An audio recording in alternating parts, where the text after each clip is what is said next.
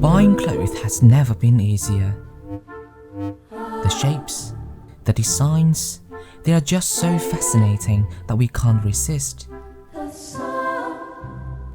Each year, roughly 80 billion pieces of new clothing were consumed. We are now in an era of fast fashion.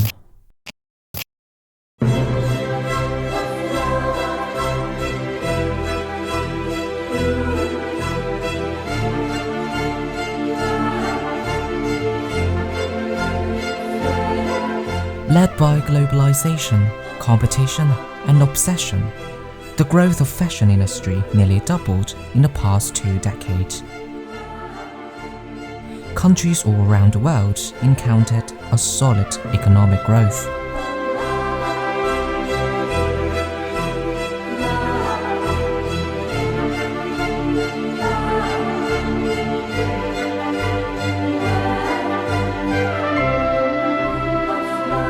Yet, of what you have just seen are perfect illusions of consumerism.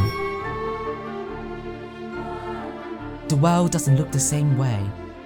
The reality is quite different.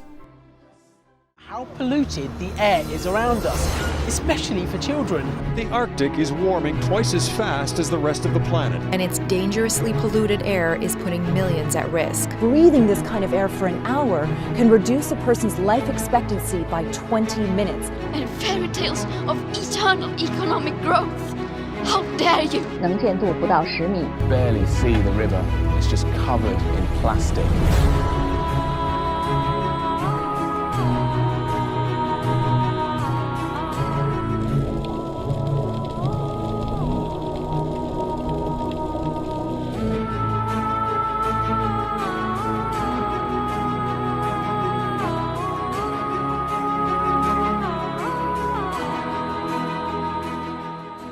Between Kazakhstan and Uzbekistan, here lies one of the world's largest body of fresh water, the Aral Sea. It was the lungs of Central Asia. But what remains now is an endless desert.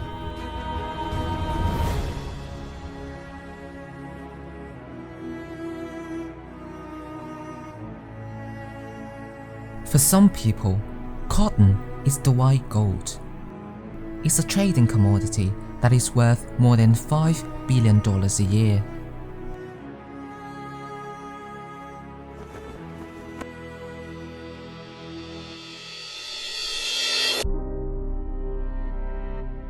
As a return, the pesticides bring misery to those harvesters. 35 million people live under the shadow of tuberculosis and cancer.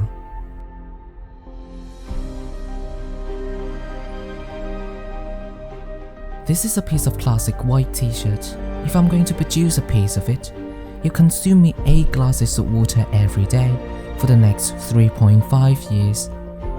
And for a pair of jeans, surprisingly, 10 years. But in just 2019, these farmers contributed 4 billion pieces of t-shirt and 700 million pairs of jeans. They sacrificed their health for the world, for us to have fancier clothes to wear.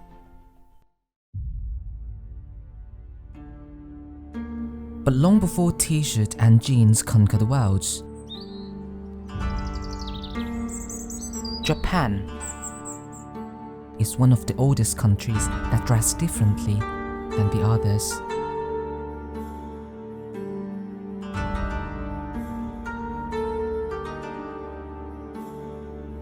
Kimono, the icon of Japanese culture. Now wearing it becomes a way to remind us the past.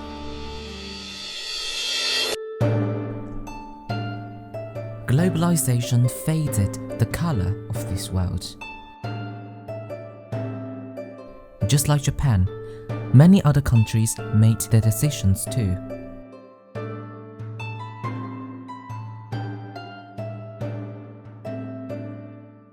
At this point, We are all consumers rather than citizens. We already adopted a new way of life. Who we are, where we live, where we consume, and where we belong have become blurrier. The internet has linked up the whole world. Pushing the clothing revolution goes even faster. A piece of t-shirt cost much more than just $10, but we only pay for 10 because our environment always pays the rest. But this is all wrong. On average, everyone who lives in a developed country consumes 14 garments yearly.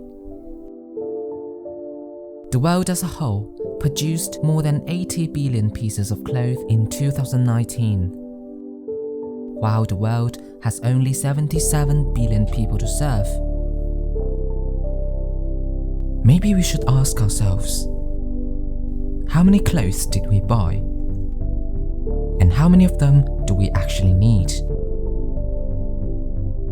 Advertising is everywhere, from magazines, window displays, televisions, and social influencers.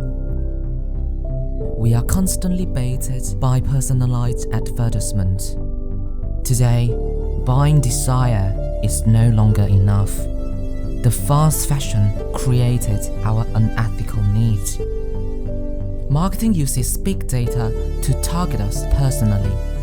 But this invisible hand that seemingly knows us so well is only motivated to push us to live to shop instead of shopping to live. And I encourage you all to go shopping more. Some fast fashion giants offer 12 to 24 collections per year, putting consumers in a constant pursuit of trendiness. Along the way, losing meaningful styles while promoting disposable clothing and the monoculture of globalization. As a result, 85% of all textiles go to landfills each year.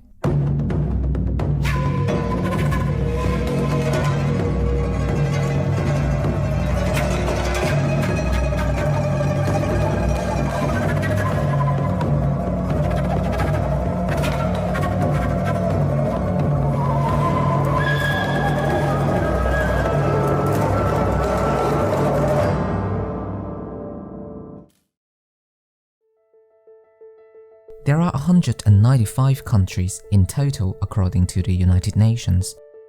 Today, governments with power over these territories widely push for new free trade agreements, lucrative corporate tax laws, and weak environmental regulations. These policies enable fast fashion to benefit corporations but harm a society. So why do those we trust with power support neoliberalism, preach capitalism, and promote consumerism? How have we allowed them to create the unbreakable economy for fast fashion? It's simple. They're not using their power to serve us, rather, they're using it to serve corporations. Over time, corporations became larger and larger. Some are wealthy enough to perpetuate institutions. Our environment, culture, and economy shifted to unsustainable. Collectively, corporations pushed consumers to join the race toward infinite growth on a finite planet. Assigned by all sources of power, these corporations have almost everything. There is only one thing that they don't have: the bottom line.